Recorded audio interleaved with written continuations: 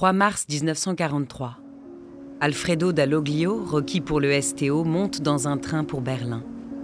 Avec une grave détermination et une rare lucidité, il dit à sa famille en pleurs : « Les martyrs n'ont pas eu peur de mourir pour le Christ.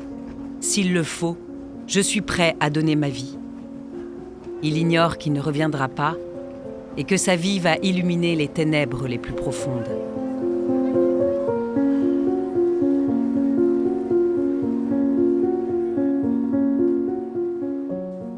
Alfredo, que tout le monde appelle Fredo, naît le 6 juillet 1921 dans le Trentin en Italie.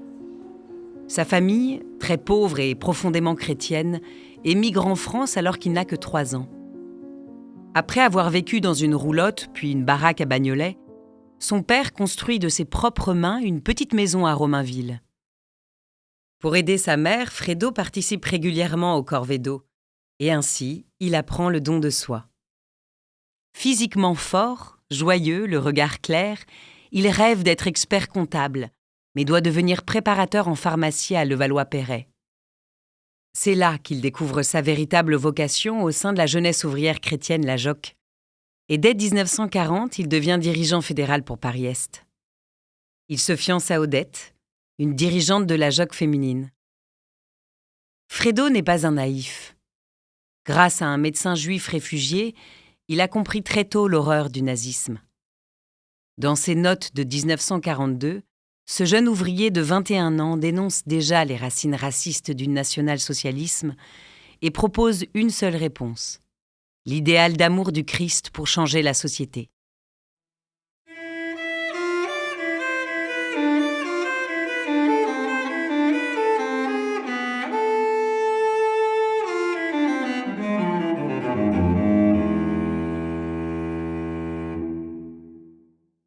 Requis pour le STO en mars 1943, Fredo est envoyé à Berlin.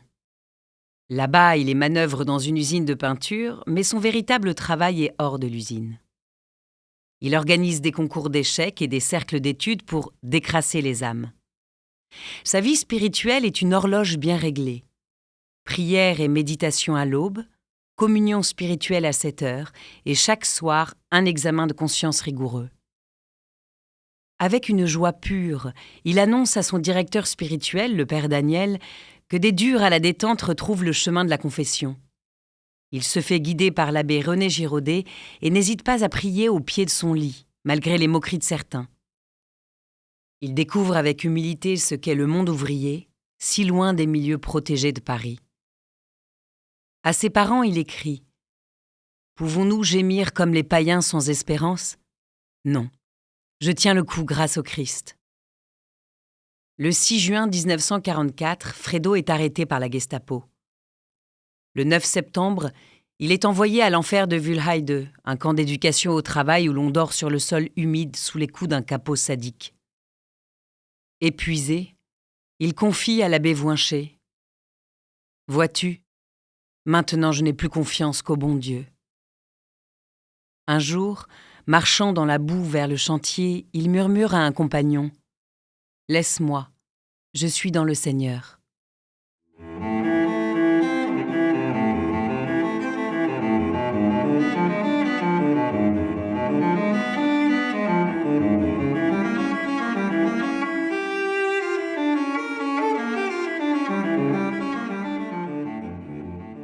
Fin octobre, une joie immense l'illumine. Des hosties consacrées leur sont parvenues clandestinement. Pendant une neuvaine pour la fête du Christ-Roi, il communie chaque jour. L'abbé Voinché se souviendra toujours de Fredo, assis sur le fer de son lit, la tête dans les mains, prolongeant son action de grâce dans une prière intime avec son maître.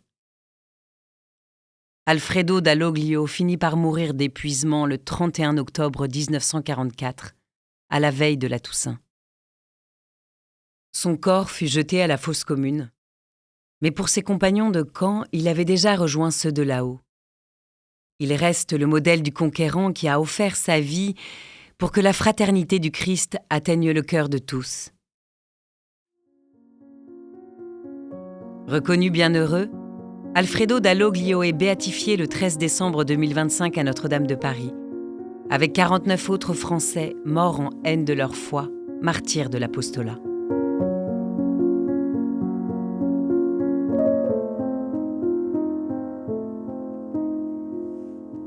Une production du diocèse de Paris.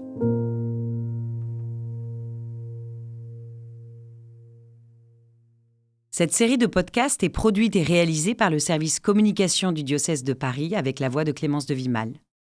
Cet épisode a été écrit par Grégoire de La Touche à partir des ouvrages d'Armand Duval, Missionnaire et martyr, 51 témoins du Christ face au nazisme, aux éditions Salvator, et de Monseigneur Charles Molette, martyr de la résistance spirituelle, aux éditions François-Xavier de Guibert. L'enregistrement, le montage et le mixage ont été réalisés par Cyprien Truchot et Damien Morand.